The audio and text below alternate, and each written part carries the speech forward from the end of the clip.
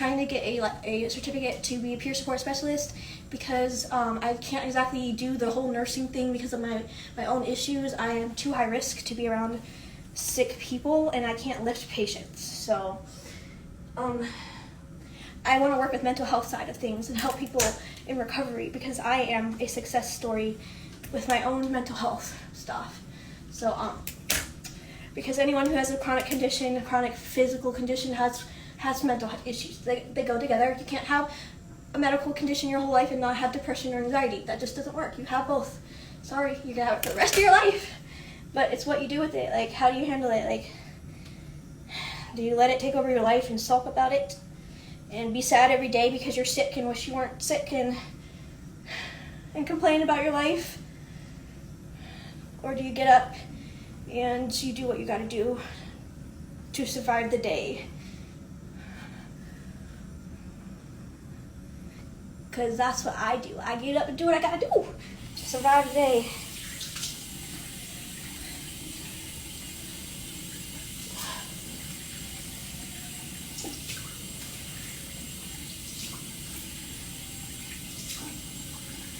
Okay, I just dampened this side of it. I think the dampening helped a lot. So, ow! That was not good. Okay. I just want to get this over with now. I'm surprised even. The only reason why I'm even putting this much effort into this at this moment is because I'm bored. It's giving me something to do. That's it. Literally, it's distracting me from my pain at this moment. That's exactly the only reason I'm doing this. Otherwise, I'm lazy and I don't want to do it. But I'm doing it for you guys too, so.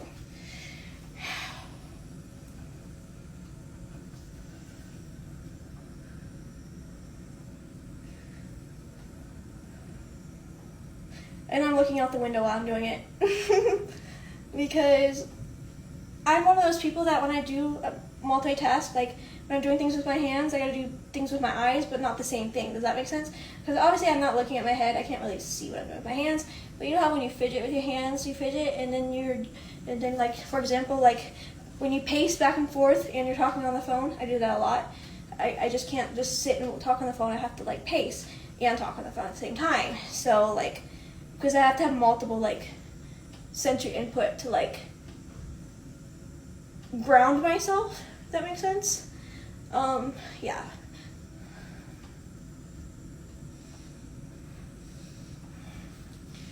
Okay, trying to just get the front part settled in. Because once you get it started, it gets a little bit easier. It's actually always the middle. It's when you get a few braids down and you're closer to the middle is when you start to lose it because you're not holding it tight. So that's the like key. Like you want to hold it tight each strand, because the moment that you loosen it a little bit is when you get a kink. And now I can't remember if I was better on the right or the left, which one was harder because I haven't done this in a long time. But I guess we'll figure it out by how they look. But yeah. I think I would say that I'm about evenly. I do them even on each side, so.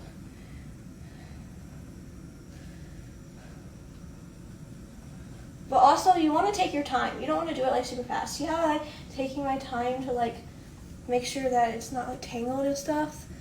Like that's also gonna be super helpful so that I don't slip a braid.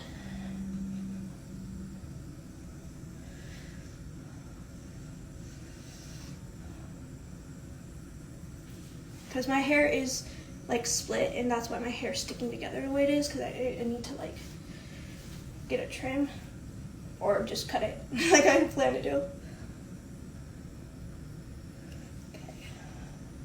So I'm getting closer towards like the middle.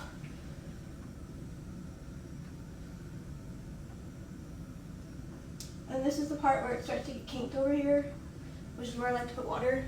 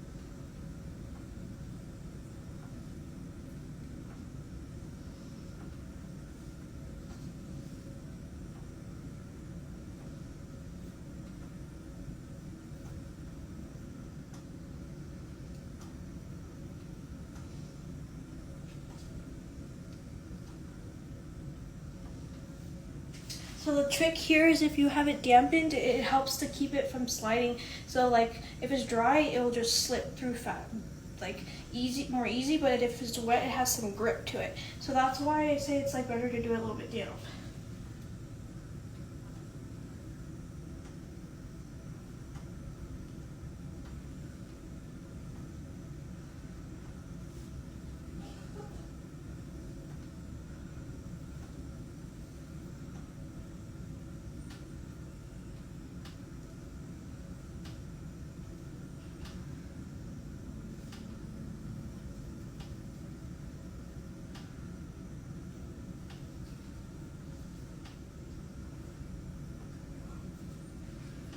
Piece right here.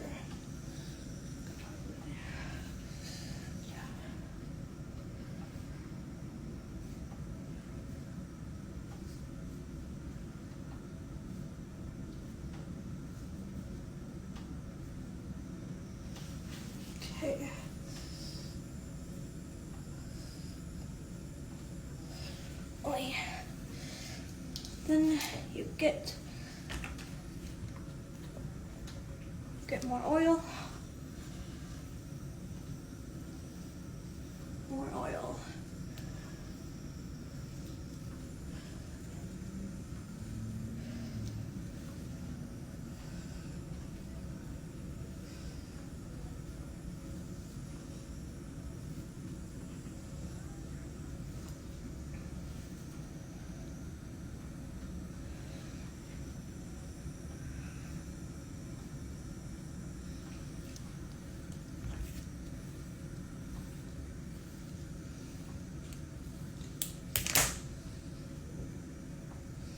This took me a while. Hi, Katina. It's an honor to meet you. Hello. Hello.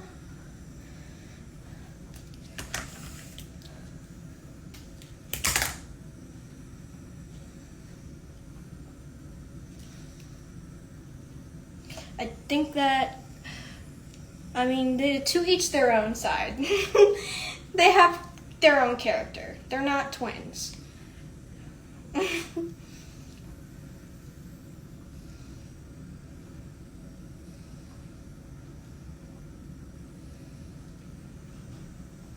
But I did it, so that's all that matters. I did it.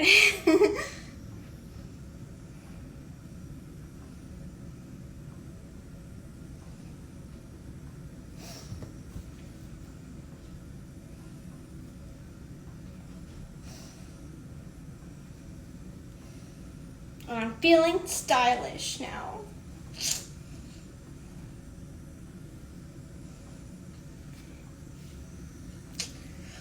See.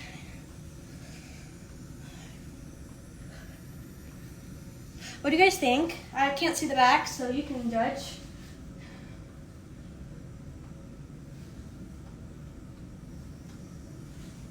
Is it good? Moment of truth. I wish I had the patience to braid my hair. I have all the patience in the world because I've been here for 16 days. Literally.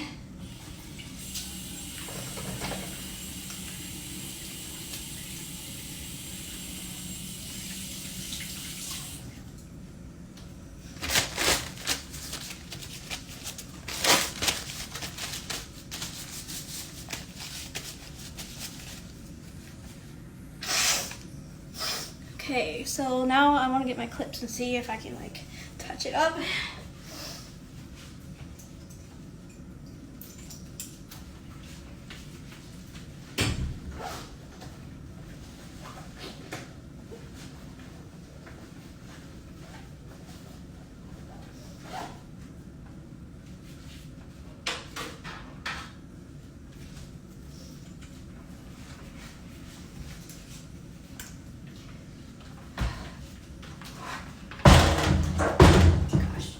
The only clips I have are these from Valentine's Day. And the one thing I don't really like is that they're like, they go the same way, like instead of opposite ways. But let's see, because, let's see how I can do this though.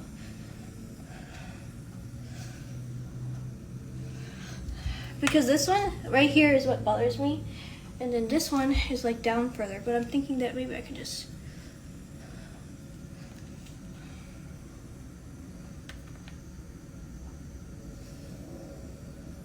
is it gonna look stupid though?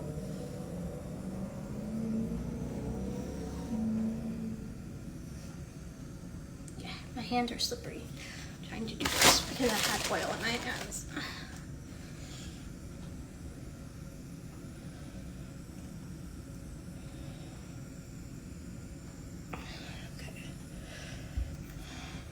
So this one has to go the opposite way. Oh, my bracelet. I'll make sure that I put it like in the right same spot. Right? Cause I'm having trouble telling. Because I have to put it the opposite way because of the way that the stupid clips are. I don't know why they did it like that, or I can do it opposite. I can do it like this. It's gonna be. Let's see. I'm like I have bad vision problems, so I'm having trouble trying to navigate this right here. And my hand is slippery from oil. I just had oil on my hand.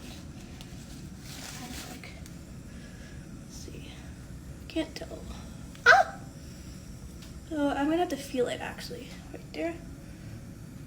Say about like here, something like that. We'll see. You can adjust it.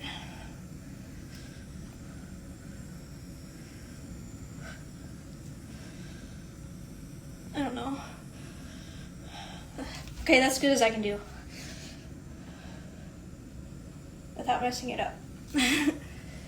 Okay, there we go. Ta-da! We're done. I think it looks decent.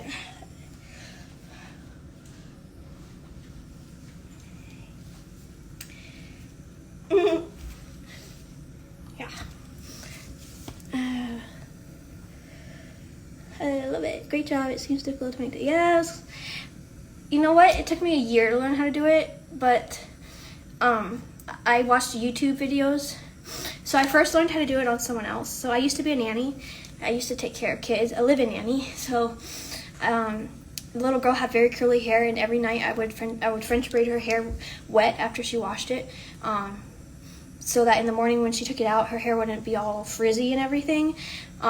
You know, curly girl hair. So she loved it how her hair looked in the morning when she took it out of the French braids, and she'd have it wet, damp at night, and so it helped her a lot with her frizzy hair. Since I don't do curly hair, so I'm not a curly girl, but I figured that out for her with like gel and stuff. Not gel, mousse, not gel, and oil, lots of oil. Oil's like a curly girl's hair best friend. So she loved how I did my hair. So anyways, I learned how to do it on her first, on curly hair, which is even harder than straight hair. And then I started practicing it on myself. But I did learn it on someone else first. I do think it helps if you learn it on someone else first. And I did watch YouTube videos, lots of YouTube videos, and that's how I learned how to do it. So I just practiced a lot, and then started practicing on myself. And yeah, in the beginning it was really bad, but then I got better. So that's how I did it. So that's my recommendation on how to do it. Because if you can do it on someone else, then you can do it on yourself, and it's harder to do it on yourself. So that is true. When I was little, I always wanted my mom to do my hair in French braids, but my mom didn't know how to do it. And I always wanted her to just learn. Like, I wanted her to just try to do it on me so she could learn. So I was always so upset about that because I knew I couldn't do it on myself. So then I took initiative, said, I'm going to have to learn how to do it on someone. My mom's a curly hair girl, but I never did on her. But my mom is a curly redhead, so she has a red hair gene. But, and I have red undertones in my hair. And that's the color that I think I want to dye my hair. What do you guys think? Should it be a redhead? Should it be a ginger? I was thinking about going ginger. I think I would be a good ginger. That's the only color I think that would suit me other than my natural color. But I already have red undertones in my hair. In certain lighting, my hair already looks kind of ginger. But I actually want to go ginger, like natural ginger. natural ginger with my blue eyes, that would be perfect.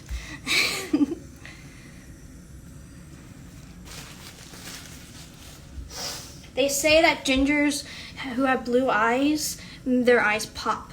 So I imagine if I went ginger, my eyes would be bright blue. They're already pretty blue, but I don't know. Because my mom's a redhead, I always made jokes saying I should have been a redhead. I should have been a natural born redhead. I was a strawberry blonde, so it was close enough. But then my hair turned this. But it does look red in some lighting. But I want to make it red. Like brave red, not that red, but not orange red, but like just a natural ginger. So it looks natural.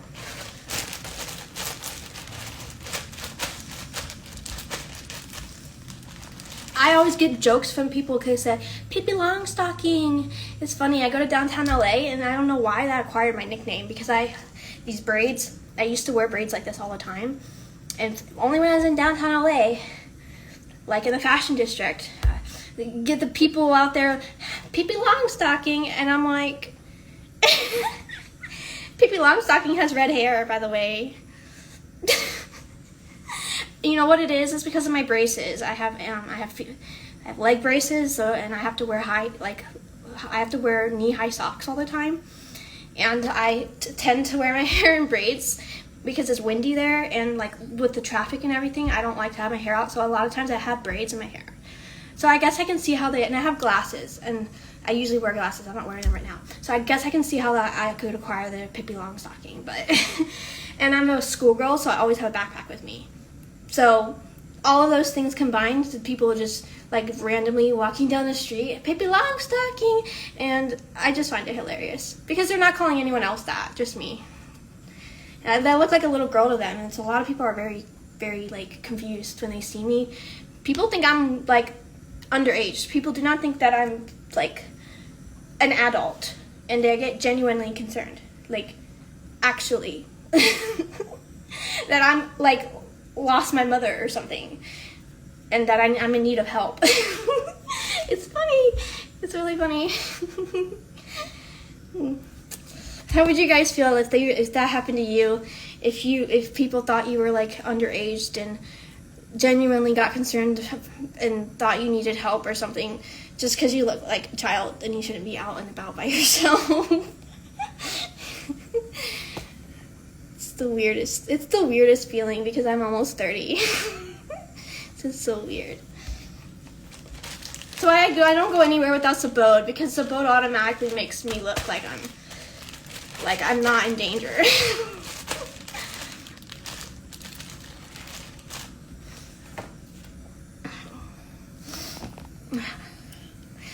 Well, what they brought me for lunch is cauliflower crust pizza with vegan cheese. I've been vegan for like 7 years now, and so there's tomatoes on it. It's and also I'm kind of gluten. Both Sabode and I are gluten free. Actually, fun fact. We have similar diets, so we eat pretty much the same things. It's funny, we have our diets are like almost like, except for his like traditional, Indian food, we have pretty much the same like restrictions and stuff, which is cool because it makes it easier for us to go out to eat together. So cauliflower crust and the tomato sauce and vegan cheese and tomatoes. I forget what they call that kind of pizza, but anyways, that's what they brought. What I do love about this hospital is that they have a lot of vegan options, so that's good. And living in LA and living in this area is great because they have so many places that offer vegan options. Now, going vegan for me is because of my dietary restrictions, not by choice actually. It's more like, it's not even have to do with maybe it does, but mostly by going vegan, I literally cut out everything that could possibly make me sick. And it just seemed simpler and easier to do that than to try to navigate gluten-free and dairy-free this, or certain ingredients, celiac or whatever, and this, and just made it more simpler for my brain to process if I just went vegan than to have to navigate all the dietary restrictions. So that's how I ended up going vegan, because anytime I eat vegan food, no issue whatsoever. But if I don't eat vegan, I get sick. And then I never know exactly what I ate that made me sick. So I'm sure there's other people out there like that. But my restrictions are so, like, my dietary restrictions are so limited to the point where I can't get the nutrients that I need because of how sensitive I am. And that's why I have TPN. And I have malabsorption issues, which means that my stomach doesn't work. It doesn't absorb. And there's a whole backstory behind all this, but I don't want to get into it exactly right this minute because we can do that. I don't know. I can maybe do a YouTube video about that. Do you guys want me to make a YouTube video about my stomach? What is wrong with my stomach and why it doesn't work? Because I feel like I should. I feel like I should address that. But go into very specific detail about the multiple things that are wrong with my stomach. Not just the mouths, because there's multiple things that happened throughout the years. I have briefly shared some of it, but there's multiple things that happened to my stomach, and starting over period of time back in 2016, the onset of what started my stomach issues and how my stomach got destroyed and why it doesn't work. Because my stomach, my duodenum, is the first part of your stomach, which is this right here. This is the first part of your duodenum, is right here. That is, my duodenum does not work and pretty much is destroyed because of the condition that I was born with. And yeah, so if you guys want me to actually go into detail a video about that, I will. I'll tell you guys the story and how I ended up on how I got to where I am today with TPN. This yellow bag right here is TPN. This big yellow bag, that's TPN. That's all my nutrients that goes into, this is called a Hickman central catheter, and it's actually a tunnel catheter, which means that it goes into my jugular vein up here. They made an incision right here. They still have some of that glue, stitch glue, but they made an incision here. They went inside. They tunneled it up here into my jugular vein. I can actually feel it right here. It's right there. It's tunneled, and then it comes down, and it goes around here, and then it ends at the tip of my heart. So that is where all of my medications and stuff are going, my nutrients. And as far as the feeding tube goes, because you're probably wondering, well, if your stomach doesn't work, then how does your feeding tube work? I have a GJ tube, which means that the tube goes through my stomach, past my stomach, into my first small intestines, the jejunal. It goes past my stomach. So there's one portion that goes through my stomach, and then that goes past my stomach into the jejunal, the first part of my small intestine. And so when I take my medications at home, they go straight into my small intestines. If I were to do any sort of feeding, like formula, it would also go there, but I don't absorb nutrients, meaning that I don't digest, if that makes sense, because my body doesn't have the ability to digest because of what has happened. So if I eat food, if I don't throw it up, and if it doesn't explode out of my stomach, when I say explode, I mean literally just pour out of my stomach, through the tube. Not through the tube, but around the tube, literally. That's why I have it covered, because it keeps doing that. It keeps pouring out. So when I eat, my body does not absorb, so my body rejects food. So that can look like me vomiting. It can look like it just pouring out of my tube, but the ideal way to do it is by draining my stomach. Meaning I purposely drain my stomach so that way my stomach isn't rejecting it in a vile way. So I can eat for pleasure, but not for nutrients and not for absorption of nutrition. So I have to connect an extension cord, connect it to a bag that drains, and when I eat, it all goes in there. If I don't connect the bag and drain it, I will either throw it up, or it will actually just come pouring out around the tube. My tube is here, and it will just everything just goes out of my stomach. My stomach pushes it out. It's like, yeah. So to make it the most positive experience possible, I prefer to hook up the drainage bag, and I can still eat for pleasure. But I hope you guys get a little bit of an idea here what's going on. I hope that makes a little bit of sense to some of you guys. But I will be making a YouTube video about this. I think I should, because it's very interesting. A lot of people want to know how this happened, because it's extremely rare. What I have is less than the 1%. And may have never been any other documented cases of this. I'm probably the only one ever, which I am literally in medical history. Like, I'm actually, like, I am part of science research because I signed with UCLA in collaboration with my surgeon and my surgeries, the 2 surgeries that I had for my condition with my aorta, are actually filmed and listed in the UCLA medical journals, meaning that my surgery was filmed live and is accessed for UCLA medical students, which is pretty cool that I'm part of this, because I also am part of UCLA, so it's kind of cool that I'm the 3rd documented case of mouse surgery, meaning that I'm the 3rd patient to ever receive that surgery through the technology of robotic assistance.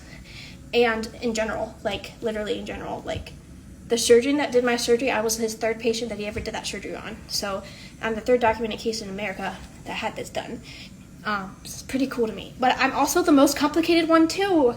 But because I had all these other extra complications that went with that, and his 2 other patients had that one surgery, and my surgery ended up being a 3-in-1, which is crazy to me, because I had 3 things that went on and he didn't realize it till he went in. But then, like, the 2 cases before me was a standard surgery. We're going to do this is what the surgery is, and we're good. But then my surgery, we were going to do this surgery. Oh wow, okay, well now we got to do this, we got to fix this, and what is this over here? Okay, well let's just fix that too. That's kind of what happened in my surgery. And then I found out after everything, so it was a lot more complicated than expected. And they call me a medical mystery because my case is just something that's just never been heard of, and it's just so bizarre and rare to people that it's almost confusing to even comprehend or understand that it could be possible. So yeah. Anyways, I feel special. I guess I feel special. Makes me different. Anyways, I'm gonna let you guys go. Thank you for watching. Thank you for joining. Anybody who hopefully had some interesting knowledge that I've shared with you guys. I might come back on live later.